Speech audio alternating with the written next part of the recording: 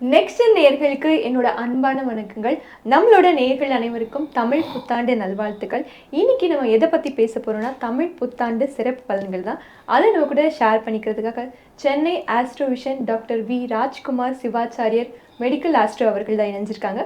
வாங்க நிகழ்ச்சிக்குள்ளே போகலாம். வணக்கம் சார். வணக்கம். எப்படி சார் இருக்கீங்க? எஸ், நல்லா இருக்கேன். ரொம்ப நாள் கழிச்சு பார்க்கறதுல எனக்கு ஒரு மகிழ்ச்சின்னு சொல்லலாம். இந்த தமிழ் புத்தாண்டு ஏன் சார் ரொம்ப சிறப்பாக பார்க்குறாங்க எல்லாரும்?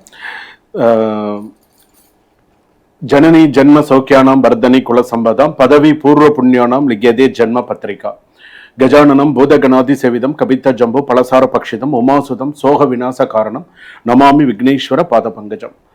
உலகெங்கும் வாழக்கூடிய நெக்ஸ்ட் ஜென் நேயர்கள் அனைவருக்கும் வணக்கம்.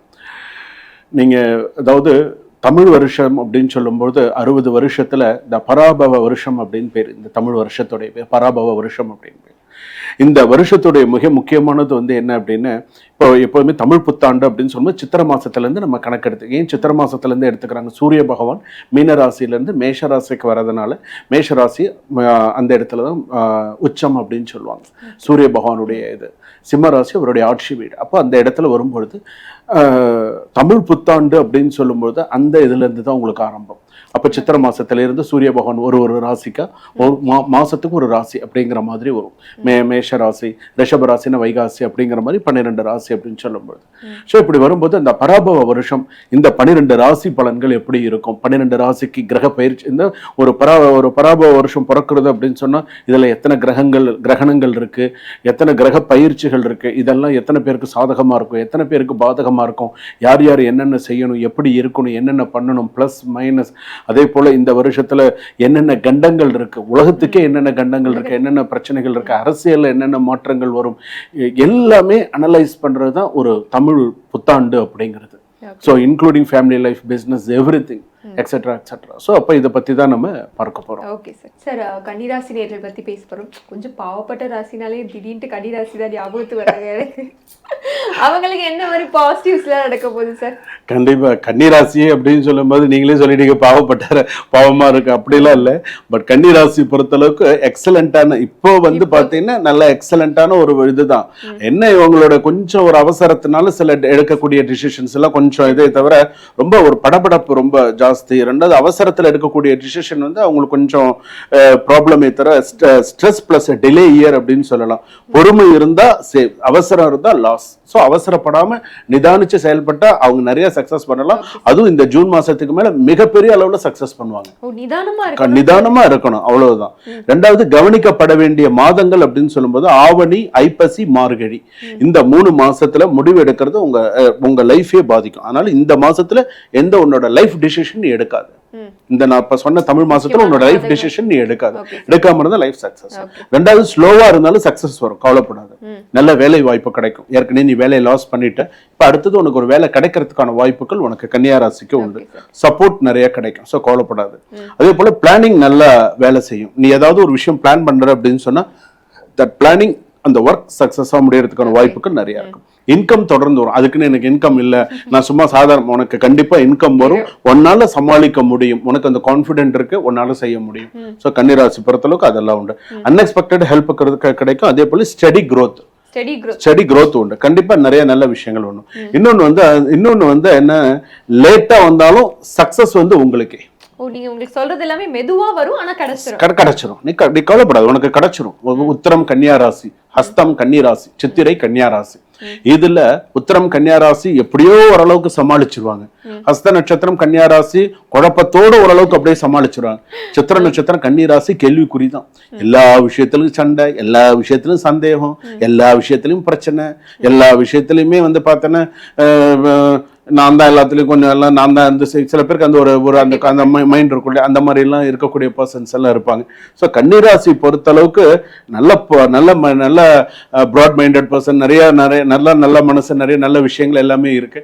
ஆனா சித்திர நட்சத்திரம் கன்னிராசி தான் கொஞ்சம் சிரமப்படுறாங்க தவிர மித்தவங்க எல்லாம் ஓகே ஓரளவுக்கு அப்படின்னு சொல்லலாம். Okay sir. இவங்களுக்கு என்ன மாதிரி நெகட்டிவ்ஸ்லாம் இருக்கு சார்? நெகட்டிவ் எடுத்தோம்னா ஸ்ட்ரெஸ் தான் பிக்கஸ்ட் சேலஞ்ச். ஸ்ட்ரெஸ் தான் உண்மையிலேயே அதுதான் பிக்கஸ்ட் சேலஞ்ச்.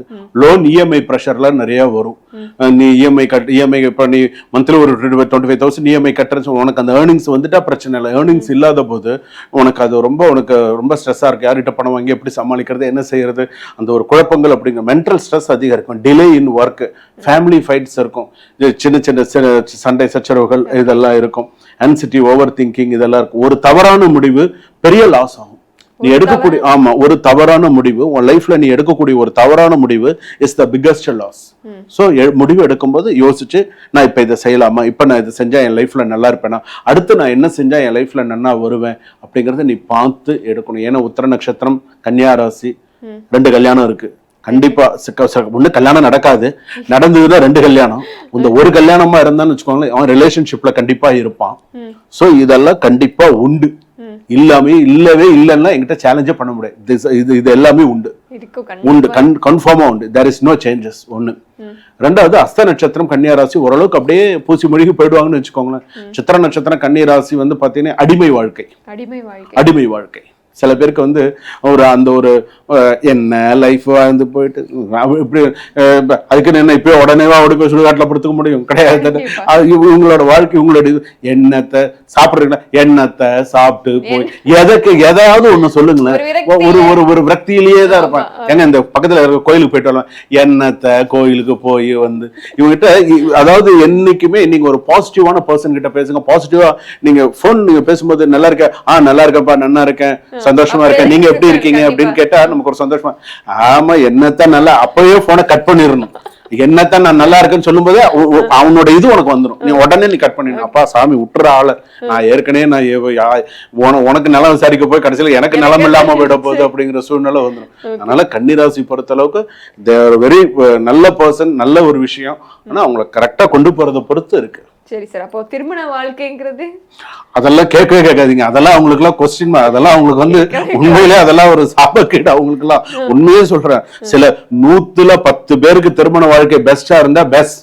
மற்றவங்களுக்கு எல்லாம் திருமண வாழ்க்கையை தொலைச்சிட்டு நிக்கிறாங்க. சரியான பொருத்தம் இல்லாம, சரியான ஒரு விஷயம் இல்லாம தன்னுடைய வாழ்க்கையை தொலைச்சிட்டு நிக்கிறாங்க. ஓகே சார், புதிய தொழில்கள் பொறுத்த வரைக்கும் எப்படி சார்? தொழில்லாம் ஓரளவுக்கு இறக்கிறதுக்கான வாய்ப்புகள் இருக்குமா? தொழில் எல்லாம் ஓரளவுக்கு கொண்டு வரலாம். தொழில்லாம் ஓரளவுக்கு சக்சஸ் பண்ணலாம். கூட்டு சேர்ந்து செய்யலாம். நம்பிக்கை உள்ள ஆளா இருந்தா கூட்டு சேர்ந்து செய்யலாம். ஓகே சார், என்ன காப்பாத்துப்பான்னு எந்த கோயில்ல இவங்க சரணடைஞ்சிருந்தா காப்பாத்துப்பா அப்படின்னு சொல்றதுக்கு பாத்தீங்கன்னா, என்னைக்குமே இவங்க மகாலட்சுமியை விடக்கூடாது. மகாலட்சுமி, அஷ்டலட்சுமி, குபேரர் கோவில்லாம் சொல்றோம் இல்லையா, இவங்க என்னைக்கு மகாலட்சுமியை இருக்க பிடிச்சிட்டாங்களோ, மகாலட்சுமி வழிபாடு, மகாலட்சுமியோடைய சித்திரபிம்பம் போட்டோ பார்த்து நீ விளக்கேத்தி வைக்கிறது, டைம் கிடைக்கும் போது அலர்மேல் மங்கை பத்மாவதி தாயார் கோவிலுக்கு போயிட்டு வர்றது, இதெல்லாம் உனக்கு நிறைய சிறப்பு தரக்கூடியதா இருக்கும். இது எல்லாத்தை விட உன்னை காக்கக்கூடிய ஒரு தெய்வமாக இருக்கக்கூடியது முருகப்பெருமான், அம்பாள். அம்பாள் இது என்னைக்குமே உனக்கு 2 கண்ணு மாதிரி, ஒரு கண்ணு முருகனும் ஒரு கண்ணு உனக்கு அம்பாள். அது இல்லாம நீ அதிகமா வழிபாடு பண்ண வேண்டியது மகாலட்சுமி தாயார். உனக்கு ரொம்ப சிறப்பா இருப்ப வாழ்க்கையில. ஓகே சார், நன்றி சார். நன்றி.